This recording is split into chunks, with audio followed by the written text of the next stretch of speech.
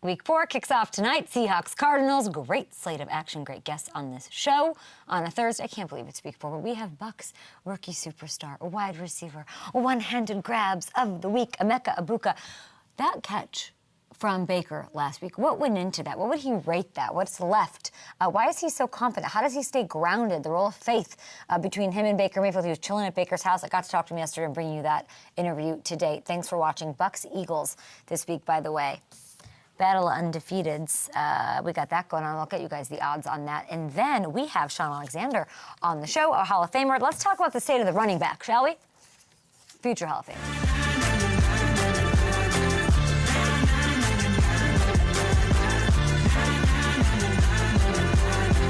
Eagles -3.5. If you look at the Week 4 slate, let's do it. That's meaningful for me. I like this game. I like the Bucs' chances to go to the NFC Championship game. Of course, they got to take care of business against these Eagles, who are absolutely complete. And Saquon, got questions about him. Shaun Alexander, future Hall of Famer, will talk to us about that. What else is popping on the schedule? Seahawks, Cardinals tonight. Seahawks 1.5-point faves. If you look at the entire slate, as we are, Vikings, Steelers in Dublin. Okay. Carson Wentz. And the Vikings, 2.5-point faves over Rodgers and the Steelers right now in that one. And then Ravens, Chiefs. I can't believe one of these teams is staring at 1-3, going to start 1-3 after this. Wow, Ravens, 2.5-point faves at Arrowhead as of this morning. Ham, when you look at that, anything pop to you before we buzz through these underreactions? Yeah, I mean, I think I was a little surprised to see Carson Wentz getting 2.5 points against Aaron Rodgers and the Steelers. Right. That was an interesting one to me. That Vikings defense obviously did a great job against Aaron last year internationally. And the Steelers got to figure some things out with their weapons, but that's definitely one that popped. And once again, the Bills just getting an absurd line, 15.5-point favorites over the Saints, which they absolutely should be, but still I didn't see that. Back-to-back weeks, just massive lines in favor of the Bills. Was it 11.5 last week? Wow. Yeah. 15.5 is crazy. That's a college football spread. It just worries me. Like, it's not the momentum argument, but how often is it that a team that is, like, so good right now does it, you know? Can you look up that math for me? Yeah, I'll dig into some things. Do you know what I'm saying? Like, how many teams have been that from the gate where it's like, okay, but their schedule is really, really gorgeous. Their schedule is a, ride down Sunset, or down Pacific Coast Highway, and the dolphins are popping out of the water to your left, and it's like gorgeous. Like, there's not much resistance when it comes to Buffalo. And if you look at the schedule here, I mean, they've got obviously the Saints, the Patriots. I don't think the Falcons are going to give them hell. They got a bye. I don't know about the placement of their bye. If you're looking at, obviously, you've got the Bucs, maybe the Texans figure it out. Steelers will be tough there towards the end.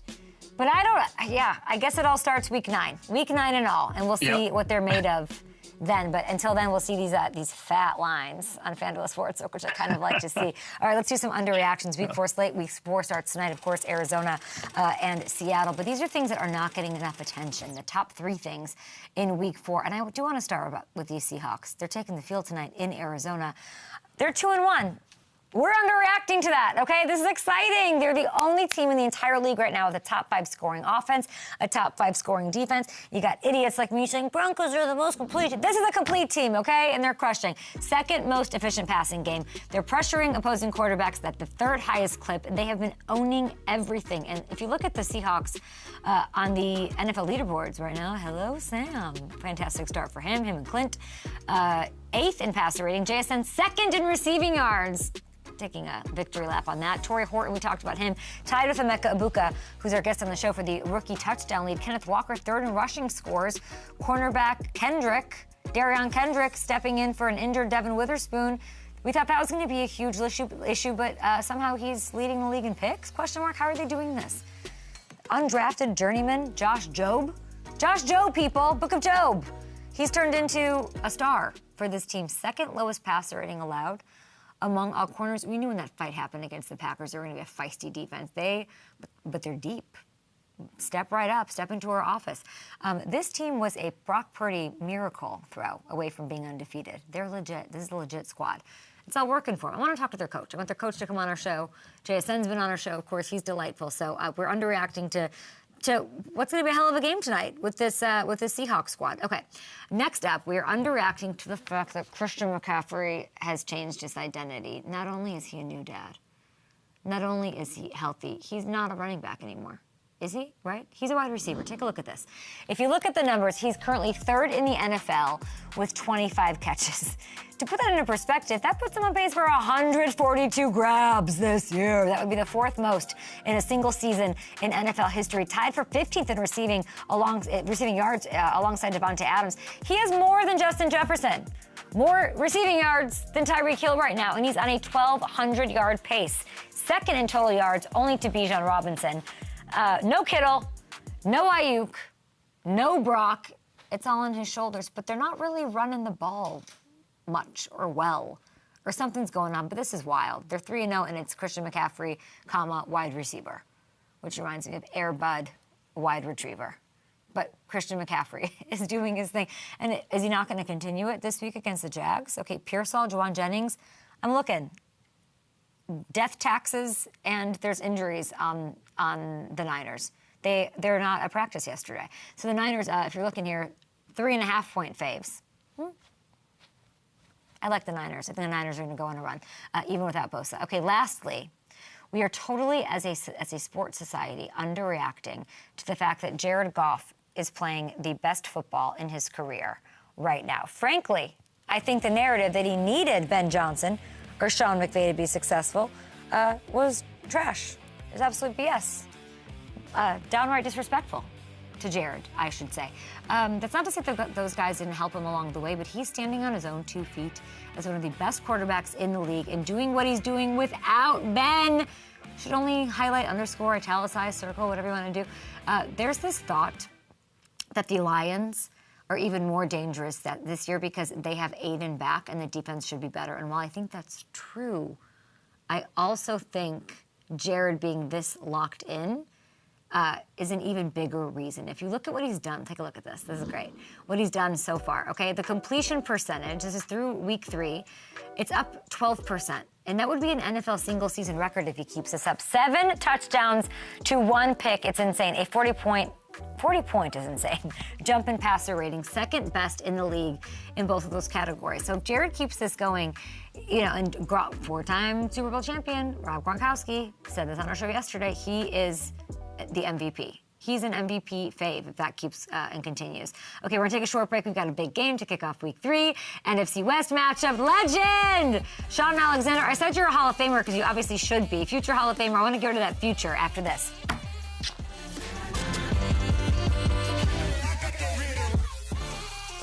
I definitely need, we used to, when I come in the studio, have water.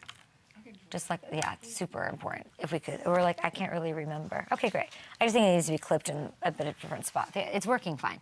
I can just see it, Yeah. I moved it. I think we're good. Okay. You want to check? See it on the other side. No, sorry. But no, that's good. I think all right.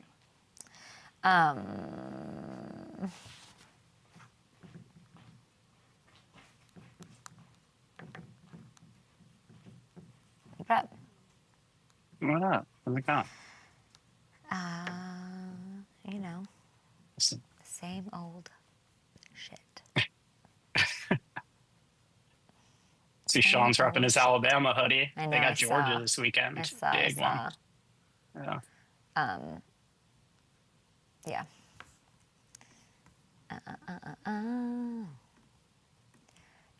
I like that we're slowly creeping into, and I know you're going to fight it, but slowly creeping into getting you into college football. How are my Huskies doing? Got a big win. Oh, it's Ohio State? Yep. Huge. Is this a game they're playing the number 1 team in the country? Yeah. Emeka Egbuka's team? Yep. Chris Carter's team? Yep. I literally couldn't name another Ohio State person. Let me think. Nope. You're a big fan of Craig Krenzel in his days as the Bears quarterback? I don't know what you're even saying. Okay, they call it Husky Stadium. That's cute. Yeah. Husky Stadium's cute. I like that. It's a cool stadium, too. No sponsorship on that thing? What's going on? Oh, it's not. No, it's Alaska Airlines Field. I love Alaska Airlines. I do. I F with Alaskan Air. I love it. I've never had an issue. Never gotten the chance. Oh, it's great. It really is. It's great. Okay. Huskies. Fish calls for big Saturday turnout for Ohio State game. Yeah, okay. Husky coach wants the fans to exceed the stadium capacity and make some... Fish. What's his first name? Jed. Jed, yeah. Jed with 2 Ds. If you want it to be loud, send that Alaska airline to scoop me up. Take me to Husky Stadium. There you go. I'm not even kidding. I will be there loud and proud. It's sold out. That's okay. Yeah, you'll find a way. Yeah, I want to go. I want to go. They boast a 72-22-1 record when squeezing extra bodies inside on games. That doesn't seem like. We're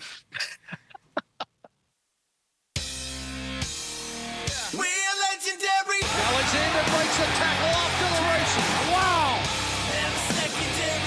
We're legendary. Goodbye, Shaun Alexander. Touchdown. We're legendary. 2005 NFL MVP, 2-time first-team All-Pro, 3-time Pro Bowler, all-time leading rusher for the Seahawks. Big game tonight. We got a big college game to talk about. We're dancing, we're boxing, and we're doing Shaun Alexander. How are you, my friend? I'm doing great. How are you doing? I'm great. I'm excited. I have a lot of questions for you. I really do. I've got a lot. There's a lot. I'm looking at like the leaderboard for the running backs this year. There's some the guys that we expect. I'm curious about the state of the future running back, the health of it for generations to come. But we do have a big game tonight to kick off Week 4. Seahawks, your Seahawks taking on the Cardinals on Thursday Night Football. Can you take me through this 88-yard touchdown run from Week 9 of the 2005 season?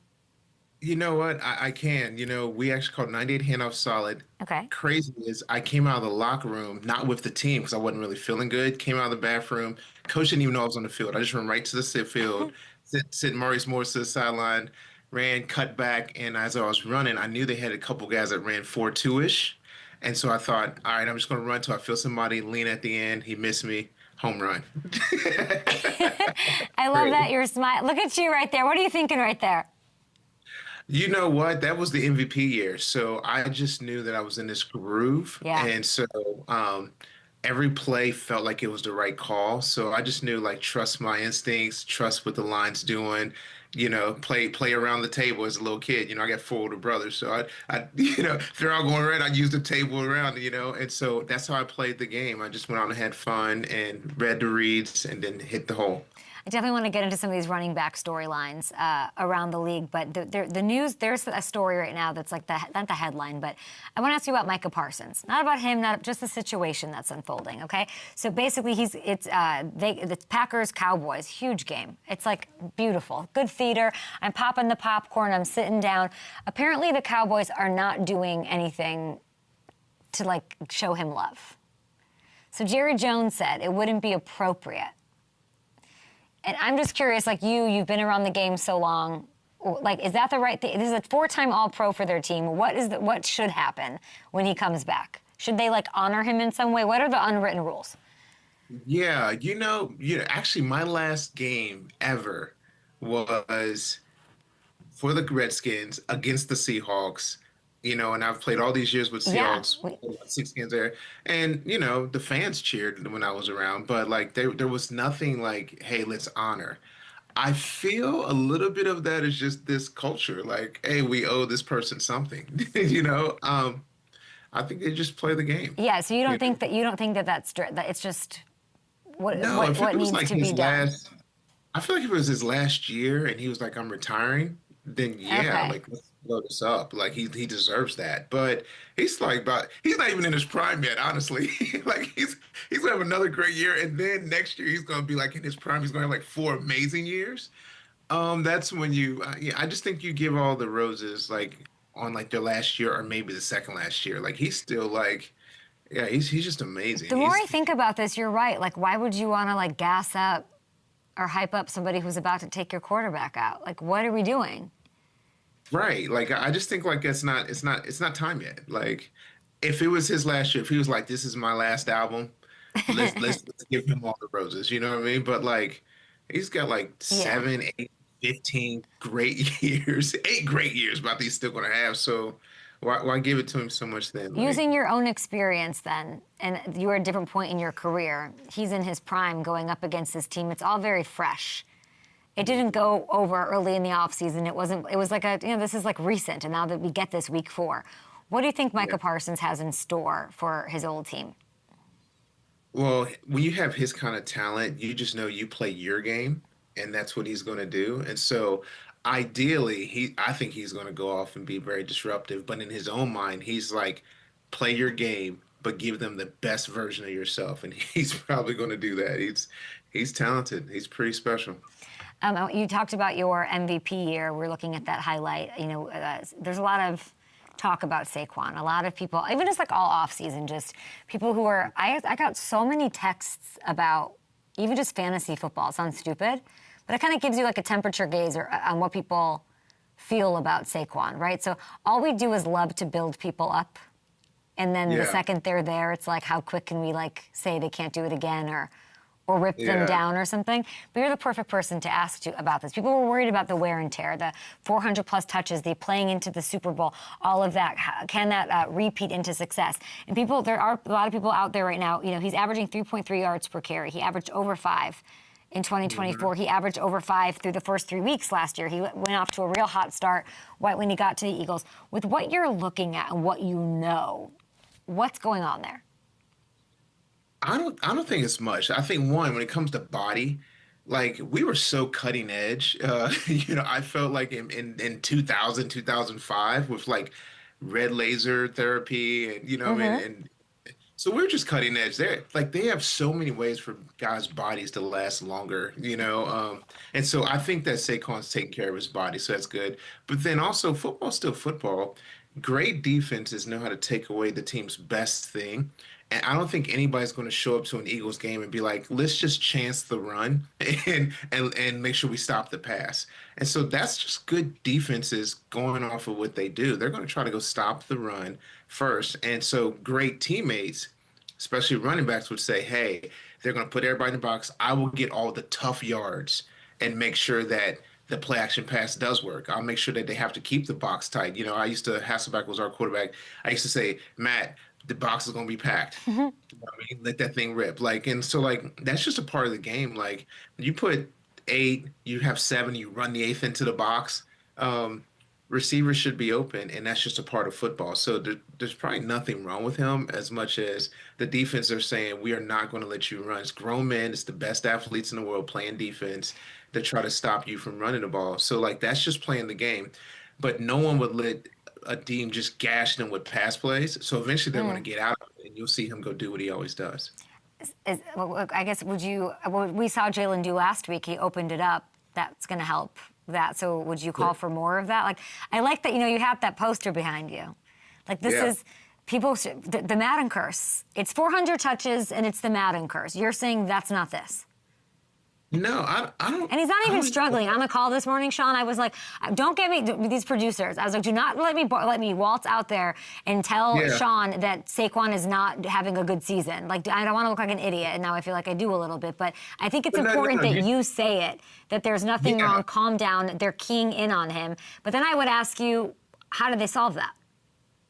Well, the answer is you throw long passes and you blow teams out. You know what I mean? Like, that's what it is. They've got 2 great receivers. You throw the ball deep.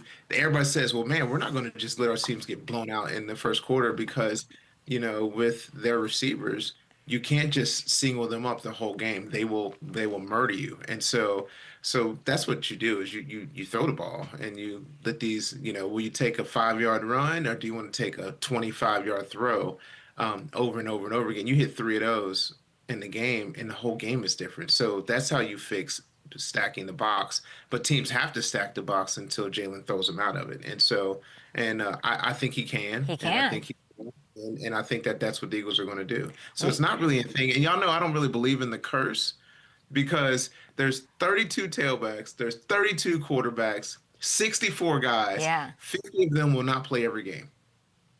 There's no curse. It's just football. Football's physical. Guys get banged up. It's just a part of it. And what happens is this team scheme the guy that gets to be the cover, and they just go after him. And so when they do, that's the part of it. So a guy getting hurt, that's also part of football. So like you'd almost say like, well, how many MVPs got hurt the next year? It's a lot. You know what I mean? And so now no one wants to be MVP, no one wants to be Madden cover. Like, no, it's just football. I don't know that you'd trade your MVP or your Madden cover to have a healthy season the next year. It's hard to do, though. And do you think Saquon can do it? Not even the MVP, but have as great of a year as he's had last year? Well, I think that 2,000 yards is crazy. You know what I mean? Like, it is such a high number. It's hard to get in the 1800s. And so for you to get into the 1800s, it's kudos. Great job, And so he's done that. Teams are going to scheme that. They're not going to shy away from trying to stop him. He'll have another great year. It's just going to be different. It's also hard now, Shaun, because there aren't feature backs, and it's making me a little sad. Yeah. You know? I'm looking right now, like, you're saying there's like 90 running backs. And, like, I don't really want to study more. I don't want to learn these extra names of these tailbacks that are taught. But it's true. If you look at it, a lot of the top rushing teams this year are doing it by committee. Are we worried about the health of the feature running back?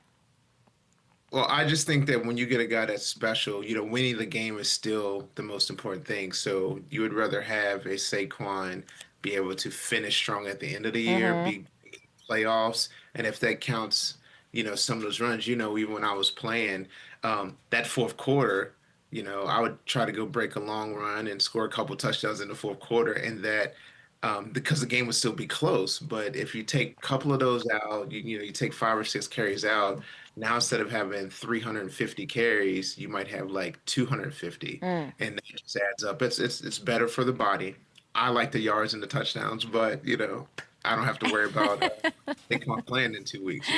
It's so true. I want to take a look at the leaderboard for rushing right now. Okay, this is only through 3. We're about to hit week 4 tonight. Your Seahawks, your Cardinals. Get to FanDuel Sportsbook, get your bets in. But here are your rushing yard leaders. I like this list. I'm into this. When you see this, even as a collective, where do your eyes go, Shaun? What do you like? What do you see? I'm really proud of Travis Etienne, Clemson's old guy. Okay. I know Jonathan Taylor. I got to spend some time with him at the Super Bowl. That's really great. Derrick Henry's my nephew. You know what I mean? Like, there's no one that's greater than him for what I want to see happen. John's a super talent.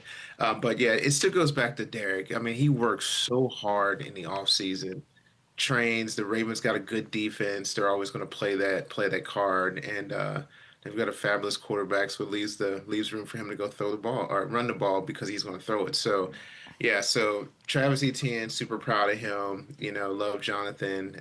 Derrick's my favorite. And So it's good. Derrick's a lot of people's favorites, and so then it's hard to watch the frustration with these fumbles. Yeah. Sometimes when you're trying so hard, you'll forget the most important thing. And so my older brother, Duran, who went to Notre Dame, he used to always say, rule number 1 is protect the football. You know what I mean? And so I would always think that. So if I fumbled, he'd call me up, dude, rule number 1? And I'd be like, yeah, you're right, I'm tripping. Why? There's no such thing as a big run if you don't carry that football. And he's just not paying attention to the keys to keep that thing close to him. But I mean, it's not that it happened once. So we looked it up this morning. 3 fumbles through 3 games. Yeah. 2 of them came in really big moments, 2 fourth quarter, right? And he only had 3. He had 3 total fumbles all of 2024. He had 0 in 2023. So what's the math on 3 through 2 games? 3 through 3 games. I apologize. I think that it's the season before was so good. I think it was the Saquon Barkley jumping off to a hot start. I think it's that competition in him that he is actually not paying attention to the thing that is the most important, which is holding on to the football. So he'll lock in, and he's a big, strong joker. You know what I mean? So he's going to lock in and hold that ball the right way the rest of the way. But I think it's the effort trying to go make more off every play, and that's great. But you can't forget to make sure you carry that football high and tight, Ravens at Chiefs. Anyway, the Chiefs upset. They get to be home. They looked good in the second quarter, even though it was against the Giants on Sunday Night Football. How does this game go? It's hard to go against Patrick, but I just don't feel like the Chiefs have all the gunpowder that they used to have. And their defense, I don't want to get them all fired up. They're not as good as they were in a couple years. So I think the Ravens are going to win even, and I think they're on the road. So I think the Ravens are going to shock them and pull away with this one. I do want to ask you about, I thought when you were going to look at that list, I knew you were going to give Derrick Henry love, and maybe we can pull it up, or I don't know if we have Jonathan Taylor footage. I love Jonathan Taylor. I love this for him. I like that there's no Saquon on this list. I like that, not that I want this for Jonathan. I want him to have the top dog spot, and he does, at least right now through the first 3 weeks. How close to 2005 Shaun Alexander can Jonathan Taylor get this year? It has to flow right in the middle of the season. That's the thing. It's like there's a couple of big games that I had in the middle of the season in '05 that it really just said, they feel like you're bottled up. It's going to be a 50, 70-yard game. And then, you get that one good run in the third quarter. You're like, oh, no, it's going to be about 110. And then you crack a long one in the second half. Saquon did that a lot last year. Jonathan needs to do that. And it's just kind of how the game flows. If it does, he's got the talent to get in that 1,800, 2,000, get touch 2,000 kind of mark. So, I think he's super talented. He can run and catch and throw, and he's not scared of the big play. Some guys hope the big play happens. He makes the big play happen, and so so he's super talented. There's no less talked about running back. I agree. I feel for as talented as he is. He kind of gets mentioned. Oh yeah. Oh, and Jonathan. You know what I mean? Who are the best? Oh, you got Derrick and Saquon, and everybody loves Josh Jacobs and. Oh yeah. How would I forget Jonathan? Of course, Jonathan's in there. Yeah. Bijan. Oh yeah, and Jonathan. Like he's always like the last guy that's on that list, and it's not because he's not talented. The kid's phenomenal. So yeah. He is not as talked about as much as he probably deserves. I'd like to see him on that poster behind you. I think it's tough. It's a tough thing to accomplish. I think he's quiet. I think he plays in a smaller market, but they're undefeated right now. But if you look at it, he's top 5 all-time in yards per game. Top 5 all-time in yards per game with Jim Brown and ahead of Walter Payton. We don't talk about it. By the way, I just looked at your number. 28 touchdowns is so freaking crazy. Like there's no world. Shaun, there's no one's touching that. There's no world. Yeah. That was nuts. Yeah. And and to rattle off the way that we did it, it was like 2, 3, 2, 4. I was like, what is going on here? Yeah. So, it's just not done like that no more. The position of to go and do that, they'd send Mo's like my little brother. He'd come on the field, I'd send Mo right back off the field. I don't even know if they let guys do that anymore. Yeah. Like Coach Hunger would be like, he'd call me up after the game, don't embarrass me, Shaun. But if I send him on the field, don't send him off the field. I'm like, yeah, Coach, you're right. You're the coach. Next week you wanna get back off the field. I'm finishing this drive, and it would stir the guys up. You know what I mean? Like, of oh, course. come on, let's try to take Shaun out. We got to get it. And so. That's some of that inner team stuff that was the good old just days. So sweet. Yeah, just so sweet. Where now it's so calculated. It's just a little different. I wanted to ask you about what you're doing with your wife Valerie. Very, very cool. It's Harvest Covenant Football. It's educational. It's geared towards education and sports, right? Sports opportunities, and also a little faith, a little biblical discipleship to people who maybe. It's like about homeschooling. What do we need to know here? Look at this beautiful family, Shaun. Wow. Oh, that's so Oh, my wild. gosh. So we're just now starting to tell people, but number 14 is in the belly. Yeah, you're the first one I've told on TV. So on this live show. Yeah. So we're just now starting to tell everybody. So we have had 10 girls, 3 boys. My oldest son, the 4th overall, Joseph, is a sophomore in high school. And, since we homeschooled, they won the Super Bowl in 7th grade and 8th grade. There was no way for him to play in the public schools, at least not in Virginia. And so at DMV, so we created a homeschool co-op, and we invited all the homeschool kids in the area to play football. And we started Harvest Covenant, so we got, great thriving families, individual academics, dynamic sports, and dynamic faith. And so it's all about, helping people become the best version of themselves, teaching them about faith and how to go walk this out. And it just happens that we get to play some great football, and I've got some boys that can play. That they're some college Really? kids that play college football. It's you just don't know until they get out there. One of our kids, Kai Baumberger, he first carry ever, 80-yard touchdown. And we played in Lucas Oil Stadium. Wow. And he came out because his little brother wanted to play. He was a freshman, and he's a senior. My wife's like, son, you should play. You're built kind of like Shaun. Down the sideline, first play, and so Wow. we've got some kids that can play. It's really good. Leo Lamora, he's a defensive end, 6'3", 255. Ohio State, Bama, Clemson. He kind of fits the purpose. And Look how we're proud just you putting are. in the right kids. Yeah. It's fun watching these boys grow. Yeah, I'm listening to Both, everything you're saying, Shaun, but I'm stuck on how many children? You know what? It's How many? really wild. This will be number 14. Number 14. I want you to look at this. Philip Rivers, get to work. That's what I want to say. They slacking. Philip, Philip steals headlines with 10. You only have 10 Yeah. children, Philip. Get a grip. We should take his That's Hall of cute. Fame away and give it to you. Yeah, I want my kids to see the Hall of Fame. Am I asking too much? Literally. But I mean, Philip clearly doesn't. I don't know why we're giving Philip this moniker of like, he has a football. You're on child 14, and I want them to be in Canton. I will ask you what your relationship is quickly with Canton right now, and congrats on the final ship. Final. Yeah, you know what I'm saying. They're walking through. Everybody tells me there's a log jam, especially with running back. I do love the fact that I am one of 10 guys with 100 rushing touchdowns. And so, that's my anchor. Okay. That we got there. There's only 10 guys ever. Only 3 that are not in the Hall of Fame is me, Adrian Peterson, and Derrick Henry. So, there's a good chance. I don't try to get upset or get offended about what's happening. I just always let everybody know that I do believe I belong. So they always want to say, hey, Shaun, you got to tell them you feel like you belong. I do. And that the process should be that all the guys that have 100 touchdowns should get in. Adrian will get in. He's eligible in 2027. You're going to get in before him. I'm sure he's watching to see what happens with you. You've been nominated 11 times. You have more children than times you've been nominated, but it's getting up there. We can't let those numbers pass each other's paths here. You've never made the semifinalist stage, but I feel like, man, I'm looking at that resume. Logjam, it must be that. Your best 3 years, I would put up against any running back who's ever played the game, and boom, you should be in. That's what it is. Also, the longevity of your career. I think we downplay what that is.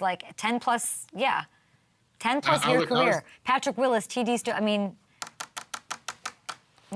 don't know. I think that the last 2 years, if I would have went in, I would have been a headliner. You know what I mean? So I feel you on that. So I feel like people would be like, who went in? And they're like, I think if I went in, everybody would be like, oh, yeah, he should go in, So hopefully it happens. I'll be excited when it does. And then you'll be invited. Yay, thank you. Yes, I will be child number 15. Thank you so much, Shaun Alexander. People can learn more about harvestcovenant.org. Congrats on the new baby. Thank you for sharing that news. And go Seahawks tonight against the Cardinals. Hopefully they can get the run game nice and efficient. Thank you, Shaun. Seahawks, Bama, Harvest. Oh, yes. We got 3 games this week. Babies. Thursday, Friday, Saturday. Y'all are busy over there. Yeah, we are. Time for You Up. Let's dish out some sleepers for week 4. I'm very confident. We are literally crushing.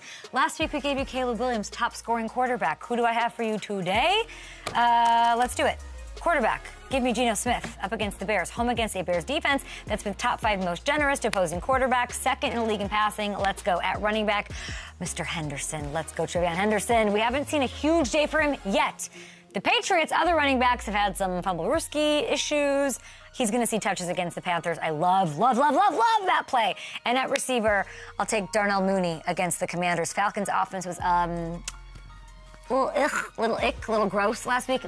But Mooney did see 11 targets, and the Commanders have been sixth most generous so far to receivers. Today's the start of Boost Fest, by the way. FanDuel offering major profit boosts on football, MLB, college game. The Ryder Cup, by the way, is happening. That's until Sunday. So 50% profit boost token for each day, each featured sport. Thursday Night Football as well, so get over to FanDuel for that.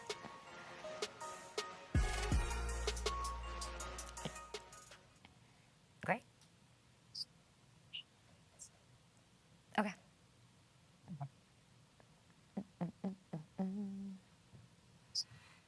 I love that the first stat you had written down was the 10 players, and I love that that's his anchor. It's good. Yeah. Kind of ridiculous. Again, all those eligible guys are in. He absolutely should. I heard nothing after 14 children. I heard nothing he said. That was, yeah. I knew that, but why did I think Cliff had? Why did I think it was Averill that had? I don't know. Let's see. But yeah, that definitely needs talking about underreactions. Like, No, it's not about. Yeah, Phillip Rivers. Yeah, Phillip Rivers is an overreact, clearly. Yeah. Like, he needs 2 rows at the Hall of Fame. That's why they're not letting him in. Yeah. They're like, we can't give you 2 rows. You know what I'm saying? Yeah. It's 2 rows just for his children. And then it's a little cumbersome. Yeah. You know? That's a lot. Yeah. Good for them. I almost said congrats on the sex. Did you hear me? Congrats on the... I did. I heard it coming. Yeah. Get a grip, child. But also He said congrats his on the oldest sex. is a sophomore in high school. So doing that's the that's Lord's like one work. a year for the last 15 years. The Lord's work. God has blessed them. That's unbelievable. Yeah. I was not ready for that, but I mean, Phillip. Okay, Yeah. you're up. Yeah, Work to do. 2 rows in the Hall of Fame. Like, you can't even invite anybody from your 2005 year. No offensive lineman can come unless they can, like, the kids can sit on their Steve shoulders. Hutchinson, sorry. Yeah, back of the line. That's the real thing here. They don't have room. But that's the thing. They need to let him in now before his kids start like getting married and having kids of their own. But doesn't sound like they're done. Doesn't sound like they're done. And that. So just let him in now. He just adopted me in that segment. I'm coming to the Hall of Fame. Where am I sitting? You're gonna have to be on stage.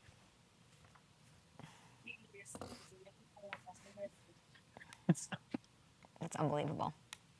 Huh? What point were we trying to make here that I'm such an idiot? that he played a long time. About that how he didn't. so like the argument that came out that his window of greatness was smaller, but like With those seeing 3 TD, years. Patrick Willis, and these Sterling guys, get in. Kuechly Yeah. will. All right, I botched that. I'm sorry, buddy. Make it 2nd and 10. Mayfield looking for Egbuka. Oh, what a catch. He hauls it in. He was matched up with Sauce Gardner. What a catch made by the rookie Egbuka. Gains 30. The way I have watched that catch 9,000 times. The way that I'm not surprised. I'm not a college girly, Emeka Egbuka, but I have heard the lore, the tales. It is an honor to meet you. I am so freaking psyched. Rookie schmookie. You look like a 10-year vet out there. I appreciate you having me on. I appreciate you being here. What is your story? What is the NFL not difficult for you? Like, what is happening? Nah, I mean, it is. We put in a lot of work and a lot of preparation. But, at the end of the day, I've been playing this game for a long time. So just kind of let the natural talent that God has given me kind of be displayed on Sundays. So No, Emeka, Sauce has played football for a long time. Sauce, who he got God. I mean, it's unbelievable. On a scale, let's see it again here. I want you to walk me through this catch. Mm-hmm. Yeah, so honestly, we haven't gone to that spot a lot. Honestly, it wasn't like a drawn up like go ball, kind of more of a play for Mike, but the coverage was down hard on them. So Bake just gave me a shot. I know in the quarterback locker room, what he's taught is just to let me touch the ball, to let to put it in a spot where I can go up and make a play. That's exactly what he did, and it's kind of perfect location for me to be able to do that. Bake's like the luckiest quarterback in the entire world, if you ask me. Like of course, he's going to give you a shot. I'd give you a shot. It's amazing. I know how lucky he is to have you. How lucky are you to play with Baker Mayfield as a rookie? It's amazing. Just to be able to have that wealth of knowledge at my display and play for someone who's like such a firecracker on the field, like just at the helm of our offense. Just it's hard not to be motivated when you're working with Baker like day in and day out. So I think having that kind of energy and that fire and that passion kind of just makes us all go a little bit harder. And as a rookie coming in, you kind of need that to be able to give you that confidence that, you can go out here and do it. On a scale of 0 to the best catch you've ever had, how would you rate that one? It was cool. It was like a 5 or 6 probably. I've had some crazy ones in my time. Just like not a lot of them are on, in game time. In game time, that was probably that was up there. That was up there for in game, but up there for in game. I can't believe that there's more potentially that we can see from this experience. Through 3 weeks, you have been crushing it with these catches. Your impact through training camp, and everyone said. I was worried. I got to tell you, I was worried about you, Micah. I went down to training camp. I talked to Todd. I talked to Baker. I talked to Levante. I talked to Mike. And I was like, are y'all being like, y'all need a reality check? Get a grip. You can't like treat a rookie like this. I've never heard such, you've seen me say this. Like, I've never heard such praise for a rookie. How could he possibly live up to it? And then you did that. And it was a joy for me to see Baker finally give you a little grief instead of heaping compliments. Let's take a look. You disrespect one of my passes like that again, we're going to have a problem, all right? 2 hands. 2 hands. I didn't see that, but I saw the post game when he told reporters that it was disrespectful and everybody's like giggling and laughing about that. What's your response? You got to put it in a better spot. Put it where I can use 2 hands. That was the only thing I could have did. You had 6 for 85. It was unbelievable, and I know that you have more to give. How would you describe you and Baker's relationship right now? You clearly give each other shit. Yeah, no, it's great. I was over at his house the other day, yesterday actually, and just doing a little rehab, getting right and stuff like that. But just being able to have that connection on and off field definitely makes it easier come game time. But what I like about Baker is that he's always kind of giving me the scenario for every single thing that could happen within a given play. So nothing ever shocks me on Sunday. So we're always talking through anything that could happen because, we're not in the other team's meetings. They can pop whatever coverage they want on us at any given time. So we always have answers so that we're not surprised. It was a tough game. It was a fun one to watch. One thing that stuck out to me when I was asking Baker about you back in the summer was that he said you're the kind of receiver, something goes wrong, you don't complain. You're not saying that it was, you're just on to the next play. When things aren't going your way, that it's hard to imagine with what you look like. How does Baker handle those moments? What have you noticed? Like when things aren't, when things get a little tougher, how does he handle that? Yeah, I think he's kind of put it on display these last 3 weeks. We come down to crunch time. We needed a 2-minute drive every single time. And you can kind of just see the look in his eye. He has the same look in his eye every time that we need a big play out of him. And, it's kind of that look of ultra focus. And, he's just locked in. I can't really say too much else. That's just what he is anytime it's crunch time. So I think we're kind of similar in that way as well. Not everything is going to go the way you want over the course of a season, especially over the course of a singular football game. So we weren't expecting that field goal to be blocked and took to the crib for a touchdown, but that's just the cards we were dealt at that given time, and we couldn't do anything about it to change what happened. So we knew we had to, I think he said in a video, go down and take the game on our terms. So having the ball in our hands, our offense's hands, going to end the game is advantageous for the Bucs. How do you stay grounded? My faith. That's really it. I've had a lot of experiences. I've been at the highest highs and I've been at the lowest lows throughout my entire career. Kind of what I'm going through now is a little different than how it was in college. There was a lot of talented receivers, and I was kind of I would say overlooked a little bit just because we had so many talented guys. And now it's a little bit different. There's a lot more recognition that's coming my way, and you kind of got to stay level-headed when both of those scenarios come. So, in college, nothing like that ever really got to me. Just keep my head down and do my job. And now all the recognition is coming, and it's more the same. Do my job, show up day in and day out, and just give glory to God while doing it. And how important is that when it comes to you and Baker's relationship? Faith first. He's been very outspoken about it. It's inspiring. Yeah, it's something that we put first in our lives, and we're seeking to grow every single day. So there's never a moment where you've made it in football, and there's never a moment where you've made it with your relationship with Jesus. So we tend to take the time out of our week, whether it's Bible study or chapel before the games and everything like that, just to make sure we're on one accord spiritually. I think that's beautiful, and it's translating onto the field, of course. His leadership, the way he's a gamer, the way he can pick himself up, you're doing the same.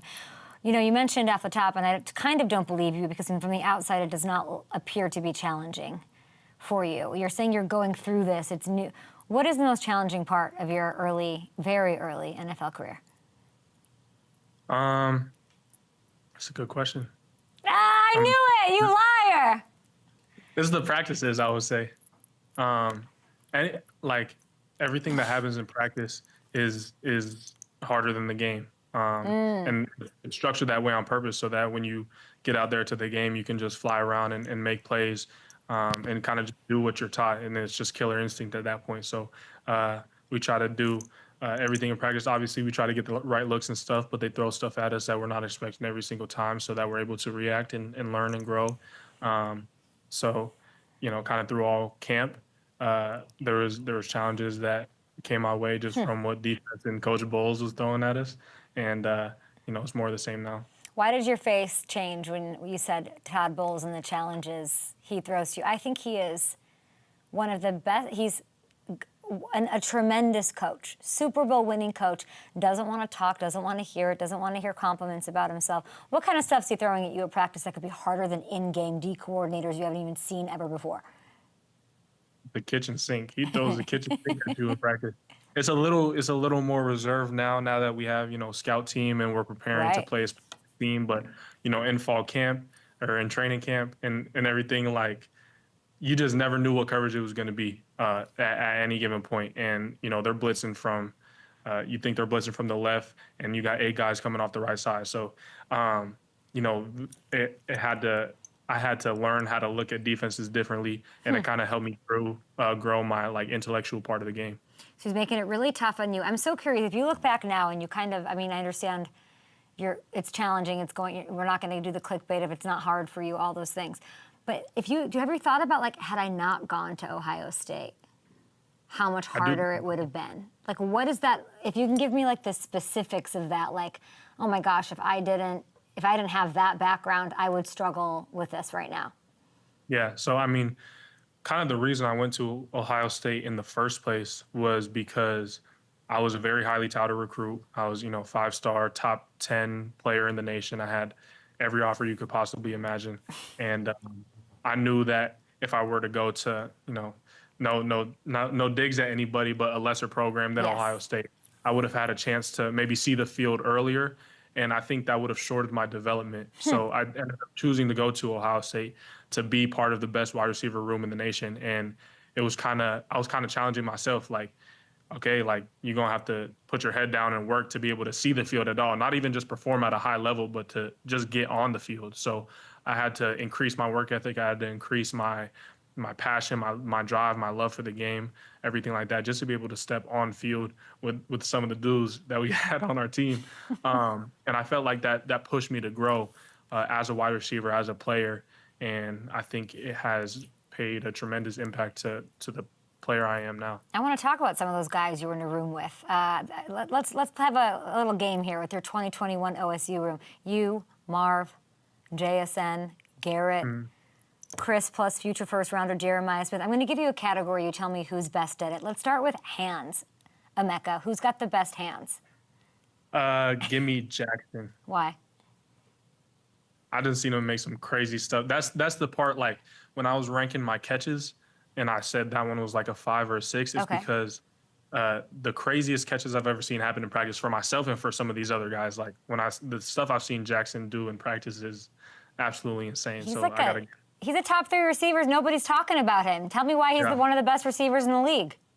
Just so instinctual. Like we were talking about football being easy. Football is really easy for Jackson. Like just the way his body moves, how he's able to adjust to footballs in the air and his understanding of the game, the nuanced route running. Like there's nothing that's ever been difficult for him. Okay, who has the most speed? Well, someone who's not on that graphic is Jameson Williams. I played with him for half a season. So if not Jameson, I would say Chris. Best celebrate. Tell me. JJ's pretty fast. I think JJ was like 4th in the nation in 110-meter hurdles. So I don't know what JJ's 40 is, but that might be to be decided. Route running. Marv. Best celebrations. Ooh, best celebrations. That'll be Garrett. Yak. Yak is me. Ooh, best Ryan Day impression. Best Ryan Day impression. Probably me or Garrett.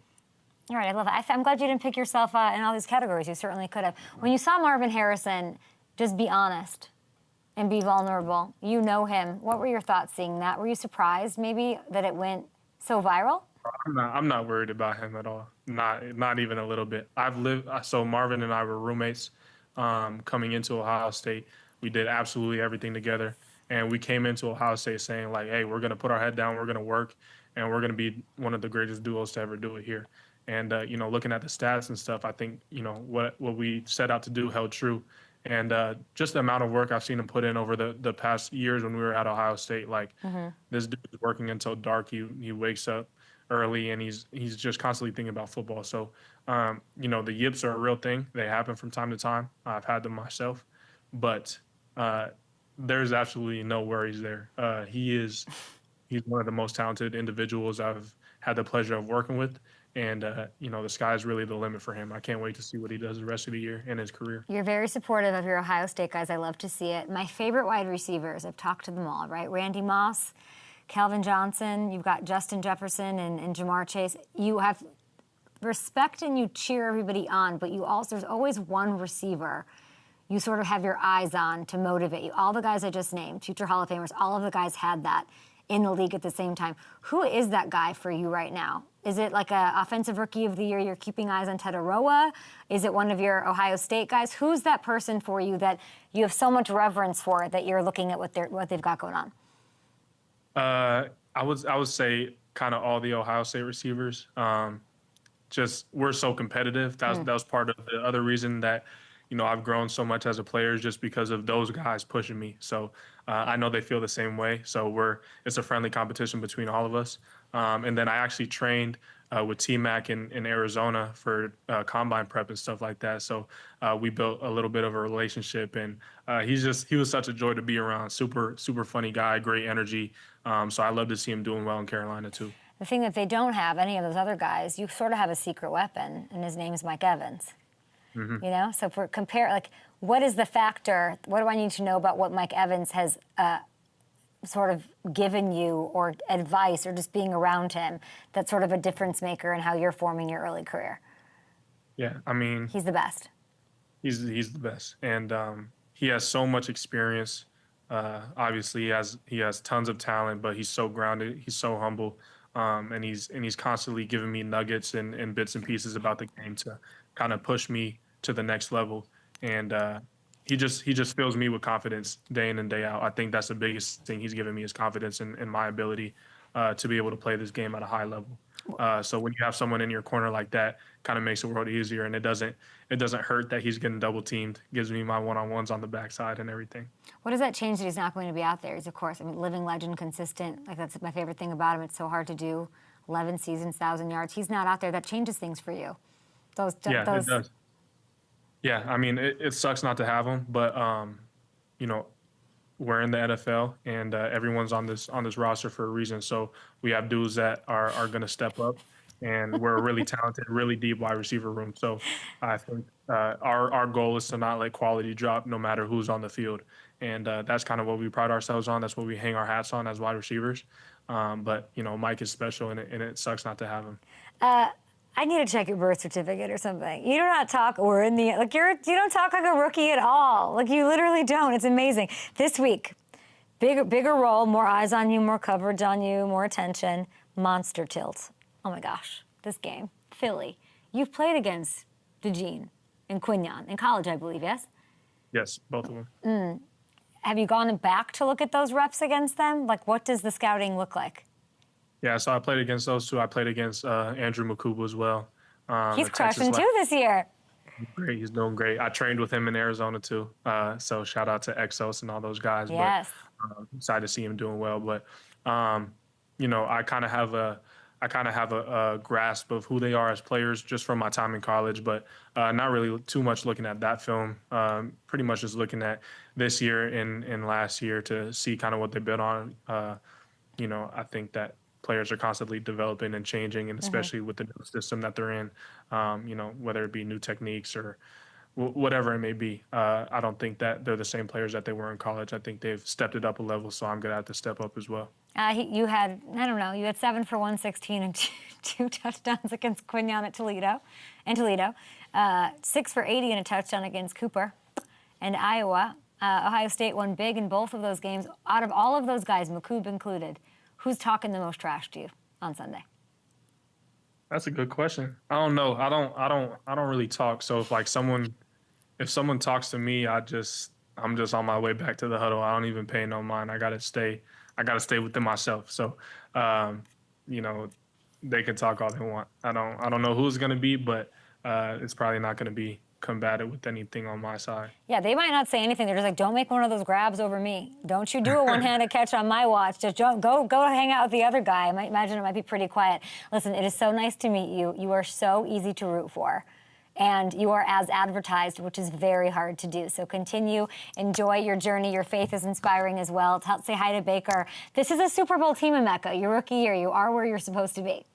Mm-hmm. Absolutely, we're gonna keep pushing, keep growing. It's obviously we just finished week 3. We got a long way to go, but we got the guys here, and we're gonna put in the work. So yeah, appreciate tell Todd to relax a little bit. Easy on the kitchen sink. Maybe we should take you guys for milkshakes or something someday. Yeah, okay. Appreciate you, the Super Bowl contending Bucs. I said it. Thank you.